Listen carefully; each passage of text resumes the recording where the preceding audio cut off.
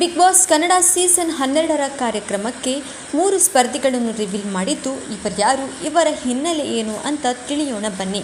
ಅದಕ್ಕಿಂತ ಮುಂಚೆ ನೀವಿನ್ನೂ ನಮ್ಮ ಚಾನಲ್ಗೆ ಸಬ್ಸ್ಕ್ರೈಬ್ ಮಾಡ್ಕೊಂಡಿಲ್ಲ ಅಂದರೆ ದಯವಿಟ್ಟು ಮಾಡ್ಕೊಳ್ಳಿ. ಹಾಗೂ ಪಕ್ಕದಲ್ಲಿ ಕಾಣ್ತಿರೋ ಬೆಲ್ ಐಕನ್ನ ಕ್ಲಿಕ್ ಮಾಡೋದನ್ನು ಮಾತ್ರ ಮರಿಬೇಡಿ. ವೀಕ್ಷಕರೇ, ಸ್ಯಾಂಡಲ್ವುಡ್ನಲ್ಲಿ ಕಾಕ್ರೋಚ್ ಎಂದೇ ಖ್ಯಾತಪನ್ನು ಪಡೆದಿರುವ ಸುಧೀರ್ ಬಾಲರಾಜ್ ಅವರು ಈಗ ಕಿರುತೆರೆಯಲ್ಲಿ ದಾಖಲಾಗ್ತಿದ್ದಾರೆ.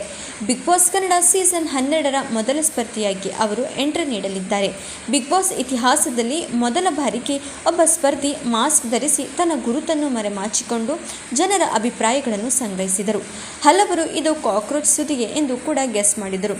ಕಲರ್ಸ್ ಕನ್ನಡ ವಾಹಿನಿಯ ಅಧಿಕೃತ ಘೋಷಣೆಯ ಪ್ರಕಾರ ಆ ಮಾಸ್ಕ್ ಮೆನ್ ಬೇರೆ ಯಾರೂ ಅಲ್ಲ, ಕಾಕ್ರೋಚ್ ಸುದಿಯವರೇ. ಹೌದು, ನಾನು ತುಂಬ ವೈಲೆಂಟ್, ತುಂಬ ಆರೋಗ್ಯಂಟ್ ಎನ್ನುವ ಸುದಿ ಅವರ ಪ್ರೊಮೋ ಸದ್ಯ ಸಖತ್ ವೈರಲ್ ಆಗ್ತಿದೆ. ಬಿಗ್ ಬಾಸ್ ಕನ್ನಡ ಸೀಸನ್ 12ರ ಕಾರ್ಯಕ್ರಮದ 2ನೇ ಸ್ಪರ್ಧಿಯ ಹೆಸರು ರಿವೀಲ್ ಕೂಡ ಆಗಿದೆ.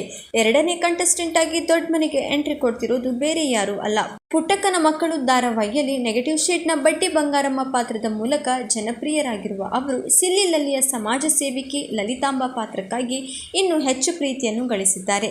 ಕಲರ್ಸ್ ಕನ್ನಡ ವಾಹಿನಿಯು ಈ ಎಂಟ್ರಿಯನ್ನು ಅಧಿಕೃತವಾಗಿ ಘೋಷಿಸಿದ್ದು ಪ್ರೇಕ್ಷಕರಲ್ಲಿ ಭಾರಿ ಕುತೂಹಲವನ್ನು ಮೂಡಿಸಿದೆ.